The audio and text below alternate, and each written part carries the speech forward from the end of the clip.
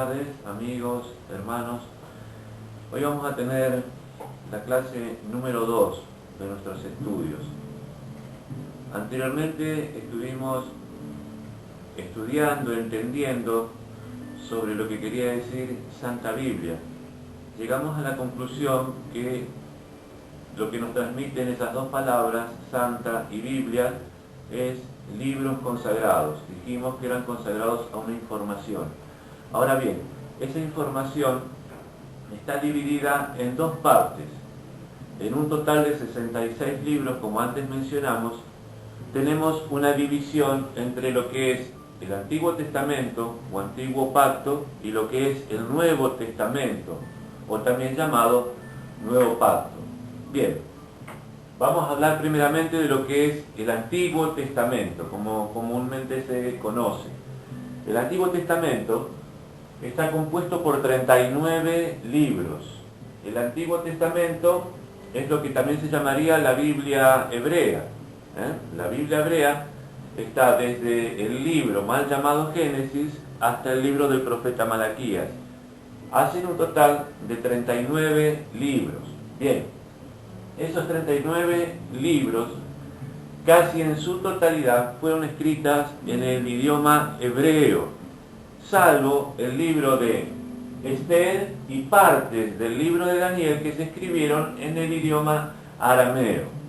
Entonces, el Antiguo Testamento consta de 39 libros, en su totalidad casi escritos en el idioma hebreo, salvo el libro de Esther, escrito en su totalidad en arameo, y partes del libro de Daniel también, escritos en ese idioma. Bien, todo el resto está en el idioma hebreo. Esto en lo que se refiere a lo que es el Antiguo Testamento. Básicamente nos cuenta la historia de la nación de Israel, desde su formación, desde que Elohim toma a una primera familia. Nosotros comúnmente la conocemos como Adán y como Eva. Y de esa primera familia hasta llegar al patriarca Abraham, de quien luego viene Isaac, viene Jacob, vienen los 12 hijos de Jacob, a quien luego se le llamó Israel, y de esos 12 hijos vienen 12 tribus, de esas 12 tribus vienen 12 provincias, de esas 12 provincias se forma la nación de Israel. En otro momento tocaremos en detalle toda esta parte sobre la nación de Israel. Bien, Antiguo Testamento entonces, 39 libros en su totalidad, Esther y partes de Daniel escrito en arameo y todo el resto escrito entonces en el idioma hebreo. Bien, pasemos a lo que llamamos el Nuevo Testamento. El Nuevo Testamento entonces está compuesto por 27 libros. La totalidad de esos 27 libros fue escrito en el idioma griego koine. Griego koine, la palabra koine, quiere decir sencillo, o sea, el griego sencillo, el griego común, el griego que se hablaba en los comercios, el griego que se hablaba en las calles, no el idioma griego elevado, digamos, con palabras difíciles, sino que se buscó hacerlo de la forma más sencilla, justamente porque iba a llegar a la gente más común, a los trabajadores rurales, a los hogares, a las familias. Bien, entonces, tenemos que el Nuevo Testamento fue escrito en su totalidad, los 27 libros que lo componen, en el idioma griego koine, en un griego sencillo. Bien, hasta aquí entonces tenemos 39 libros Antiguo Testamento, 27 libros el Nuevo Testamento. Hacen un total de lo que nosotros conocemos como Santa Biblia de 66 libros. Bien, ahora vamos a pasar a lo que fueron las traducciones. Importantísima esta parte, porque a medida que vayan avanzando nuestros estudios, nos vamos a dar cuenta de qué importante que es conocer. No voy a decir totalmente, pero al menos la parte bíblica de estos dos idiomas, el hebreo y el griego, para darnos cuenta lo que se tradujo bien y lo que se equivocó. Yo no digo con mala intención, pero que hay muchas palabras que no se han traducido de la forma correcta, eso es una realidad que nadie puede negar. Bien, entonces tenemos traducciones más importantes, las más conocidas. Podríamos decir que en el año 250 antes del nacimiento de nuestro Señor Yeshua, 250 antes de Yeshua se hizo una traducción del hebreo al griego. Tenemos que tener en cuenta que esta parte, lo que es Nuevo Testamento, no existía todavía. Todo esto se empezó a originar a partir del ministerio de los enviados, de los misioneros, llamados del griego apóstoles de nuestro Señor Yeshua.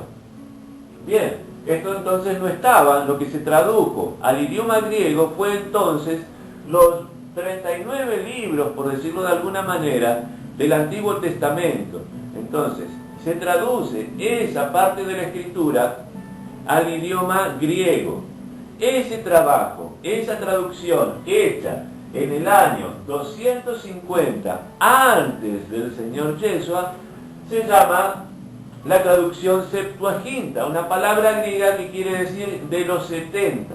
Septuaginta quiere decir de los 70 en nuestro idioma.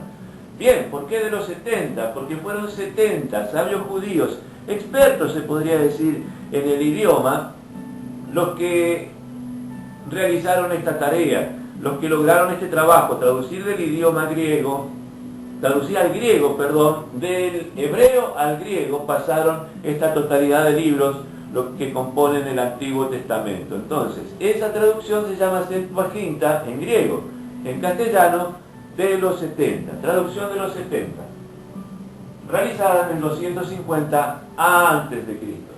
Bien, la segunda traducción más importante, no es que sean las únicas, después hubo distintas traducciones en todos los idiomas del mundo, porque la Biblia, los escritos consagrados, es el libro traducido a todos los idiomas del mundo. Pero estos son los más importantes, los que queremos destacar hoy. La segunda se llama Vulgata. Vulgata es una palabra en latín.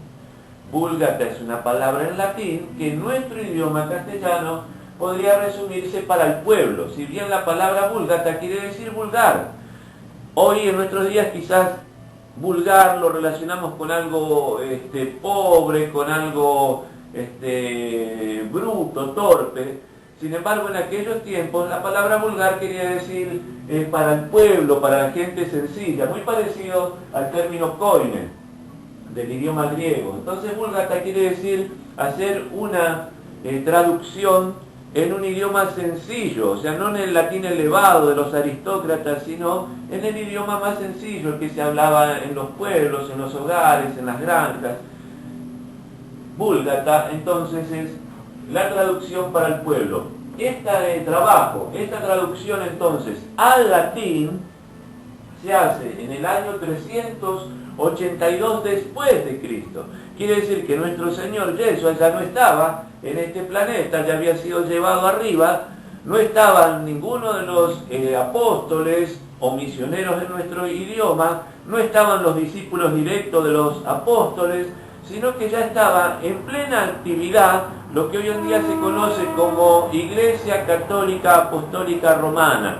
En total trabajo, ya había cruzado hasta partes de distintas regiones del mundo la Iglesia Católica Apostólica Romana. El idioma latín era el idioma también llamado de los papas o de la Iglesia Católica. En ese tiempo entonces, 382 después de nuestro Señor, se hace esa traducción llamada Vulgata.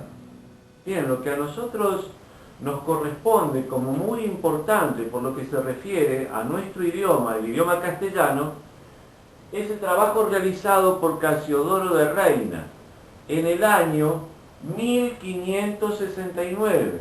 Casiodoro de Reina, un sacerdote de la Iglesia Católica Apostólica Romana, decide traducir por primera vez al idioma castellano el total de la Escritura. Quiere decir el Antiguo Testamento y el Nuevo Testamento, los 66 libros. Y empieza su labor y la completa en este año, 1569. Solamente imagínense de qué forma lo hizo, ¿no es cierto? Con una vela alumbrándolo, con una mecha de una lámpara, sin contar con todos los avances tecnológicos que tenemos hoy en día para poder realizar ese trabajo.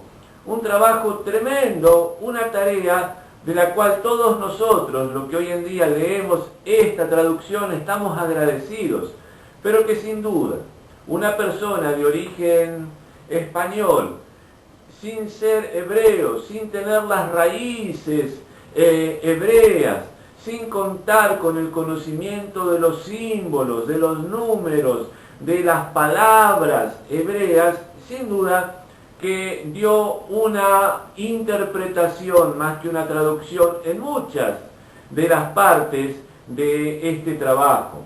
Bien, esto entonces ocurrió con Casiodoro de Reina. Tradujo la totalidad de la escritura al español en el año 1569. Esa traducción se llamó Biblia del Oso por el simple hecho de que en su tapa tenía un oso tratando de alcanzar un panal de miel.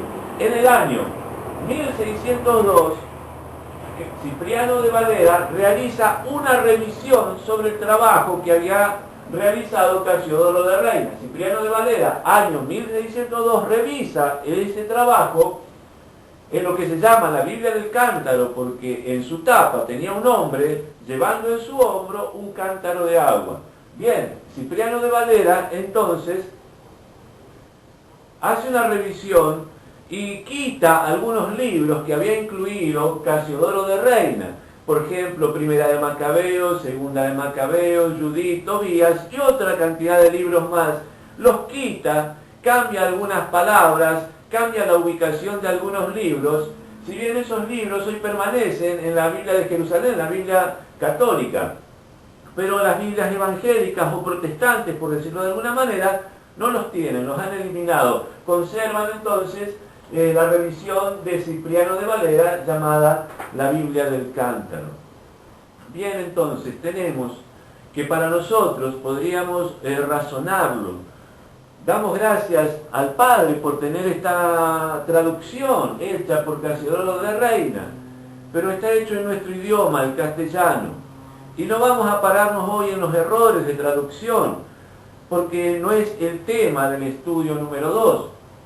Pero sí tendríamos que pensar y razonar que nos conviene conocer mínimamente parte del hebreo bíblico, lo que se refiere al Antiguo Testamento, parte del griego koine, en lo que se refiere al Nuevo Testamento, para entonces nosotros mismos poder evaluar, poder razonar lo que se tradujo bien, lo que se tradujo mal.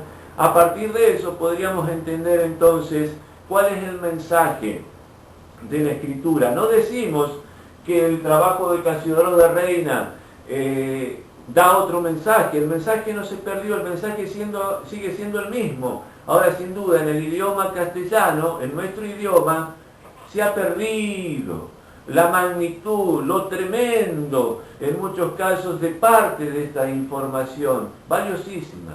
Tengamos en cuenta lo que el misionero Pablo dijo a uno de sus ayudantes, de sus colaboradores, llamado Timoteo. Ten en cuenta que conociendo lo que este libro enseña, te salvarás a ti mismo y a los que te escuchan. Esto ha sido la clase número 2 y los esperamos en la próxima clase. Que el Padre diga bien de ustedes.